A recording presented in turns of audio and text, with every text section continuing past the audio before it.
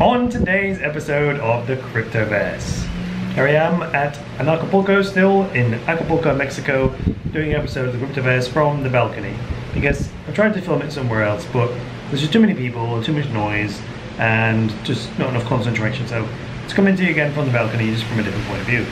If the light's a bit funny, it's because the sun's setting. Not important. Let's get into it. I picked out like 5 items I want to share with you today. Number 1 is MyCrypto gives back the MyEther wallet's Twitter account.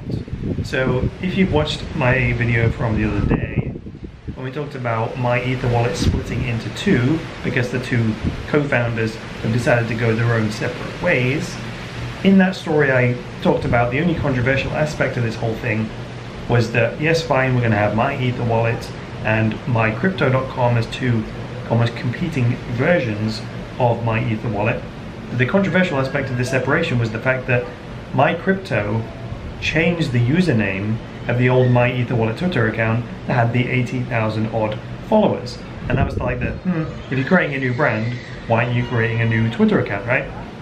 Anyway, there is a tweet from MyCrypto here. It says, statement from MyCrypto, and basically they've given back the Twitter account and renamed it to MyEther wallet and given them it back and started their own, which was my recommendation in that very video. I was saying that if you're going to start a new website like mycrypto.com and a new brand and all that kind of thing, then you should start a new Twitter account just by principle, and that's what they've now done. They've decided to start a new Twitter account called @MyCrypto, which they've started from the ground up and have now got 3,000 odd followers on that brand new account. So now the MyEther wallet account for Twitter is actually now back as MyEther wallet with the 80,000 odd followers. There we go. Good news. So all is well in the world of MyCrypto and MyEtherWallet.com. If you want to try out the new MyCrypto version, then mycrypto.com is the address, and you can follow MyCrypto on Twitter. It's just @MyCrypto. So there we go. They've managed to get themselves verified as well, which is odd. I thought you had to have a certain number of Twitter followers in order to get the blue check mark, but they've got it anyway. Who knows? If you've got friends in high places, you can do anything. Alright. I mentioned casually the other day, this is on to the next item by the way, I mentioned the other day that Binance would be are going to register people's EOS tokens if you hold them on the exchange. It was a passing comment, right? That I read this somewhere, and then a few people in the comments was like, pardon me, did you say that Binance will be registering the EOS tokens for us? Can you actually share that link with us, right? So I actually had to then dig it out. It was a tweet that someone sent to me. It was a Twitter user, XVGmail is their username, and the tweet was, it was @me and @EOS and @Binance, and it says, anyone who holds EOS tokens at Binance and is concerned whether or not they have to register their ERC20 tokens themselves in order to receive the genuine EOS tokens when the new blockchain goes live, I finally had a reply from Binance. And then this fellow shows a screenshot, right, which is unverifiable, but it does say, you know, your support ticket has been replied to, and it says on the 1st of February, the content of the reply says, Binance register all tokens for its users and supply the equal amount of genuine EOS tokens when the new blockchain goes live. That's all I've got, right? I'll supply you in the video description with the link to this tweet because that's all the information I've got, right? And you can decide whether this is authentic or not. Alright? So that was the reply when people were commenting saying, can you give us the link to why I think Binance will register the EOS tokens, and that is the link, right? Item number 3 for today is CoinFestUK is coming back again for its annual conference. This is going to be held over 3 days in Manchester in the UK. The reason why I'm talking about it is because I am now officially the host and master of ceremonies for CoinFestUK 2018. So you remember I talked about BitBrum. Brum or Brummy in England means someone from Birmingham, and BitBrum was sort of the Birmingham version of CoinFest, which has been going for a while in Manchester. Big deal, right?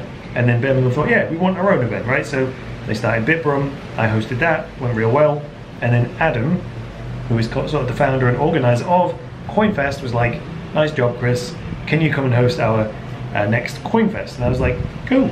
So that's what's going to happen.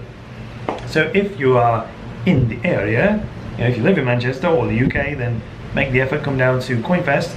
I believe you can get tickets as of right now, just on the website here. However, the internet connection in this hotel is shared amongst a ton of people, and it's only around 3 meg anyway. But check out the link in the video description if you want to get tickets. It's a 3-day event, so it might even be worth flying over for if you're from Europe or any other neighbouring country. So yes, there is a form up here which allows you to book tickets by the looks of things, so that's why I've decided to talk about it today. Oh, I should tell you when it is really, shouldn't I? It's coming up in April. I think it's the 6th, 7th and 8th. Don't quote me on that. I'm trying to get the website to load the actual information page. Here it is. As to when it is, I could have looked in my diary I suppose, but this page has got a load of dynamic parts to it, so it's taking a while to load up. Yeah, 5th, 6th and 7th. There you go. Job's good. So I was right. The 5th, the 6th and the 7th of April 2018. Job's good. Go to the website CoinFestUK.org and you'll get all the information for that. Story number 4. Another follow-up on Coinbase Commerce. So the other day I spoke about this. Coinbase were upgrading their merchant system so that when people who own online stores want to take crypto as payment, well, Coinbase had some merchant tools to do that, and I said I use them, with Cryptoverse, but they were a bit clumsy, and so went with coinpayments.net instead. Now, Coinbase has decided to step their game up in this regard and launch Coinbase Commerce. It's now officially launched, and they've posted a long, medium short blog post on their Medium that says, boom, it's now officially live, right? So a few key points about this. The difference with Coinbase Commerce as opposed to the merchant tools that they were previously providing is you can accept crypto payments directly into your own private wallet, right? As opposed to before, where you had to have a Coinbase account and then have a bunch of Coinbase wallets inside Coinbase, so your payments would be taken and held at Coinbase. The difference here is that if I have a blockchain.info wallet, Bitcoin Core, app running, I can use an address from that and have my payments for my services and products taken on the web and deposited straight into my private wallet. So at no point do Coinbase have control of that crypto. I mean, maybe for a split second, and then they may forward onto you. I'm not quite sure technically how that works, but the moment the person sends you the money, it should end up in your private wallet, right? And they also say here in the blog post, Coinbase Commerce already has pre-integration with Shopify. That's huge because Shopify is a out-of-the-box, online e-commerce shopping cart software that thousands of online stores are built upon. So if you can get a pre-integration with that, it means that all of Shopify's stores can, at the click of a button, turn on Coinbase Commerce and start accepting cryptocurrency payments. Pretty sweet. That's good for the 4 currencies that Coinbase supports, which is Bitcoin, Bitcoin Cash, Litecoin, and Ethereum. So if you have an online store, or if you just want to try out the demo as a customer, head over to commerce.coinbase.com. So that was story number 4. Story number 5 is Binance is now officially back, and it's fast, man. Like, it's super fast. I had that whole debacle where it was supposed to be a routine upgrade to take 2 hours, went down for like a whole day, and even then when it did come back up, it was super slow and sluggish and so on. Anyway, I've tried it today. It's faster than ever, and that is even on this real slow internet connection. I mean, it's lightning fast now. I logged into my account and this is just real sweet. So I wanted to mention that, and also that gives me the opportunity to share with you my Binance referral link. So Binance is my #1 favorite exchange right now. So if you want to help me out, supporting the show, the Cryptoverse, then I'll put the link to my referral link to Binance in the video description. And it means that if you don't have an account with Binance already and you sign up through my link, then I'll get a bit of commission for referring you to them. That was it. That was story number 5. Not much of a story, but an announcement nonetheless. So thanks very much for joining me today, guys. If you like this episode, go ahead and hit that like button. And if you're new around here, get subscribed. And if you would like access to my very best material, such as my structured online courses, then you can head over to my website. It's cryptoversity.com.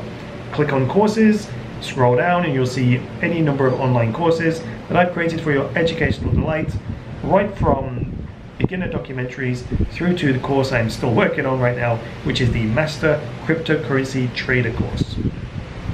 So check those out. I'll come back to you with some more information. Maybe I'll give you an update on what's going on at Acapulco. Finished the first day, but don't want to say too much about it right now because I need to reflect on it, you know. No, in my case, there's no truth in the moment. I have to reflect on it and then communicate my awareness after the fact. Another piece of trivia for you there. So that's all for today, guys. I'll be back tomorrow with another episode of the Cryptoverse. So until then, it's me, Chris Coney, saying bye for now.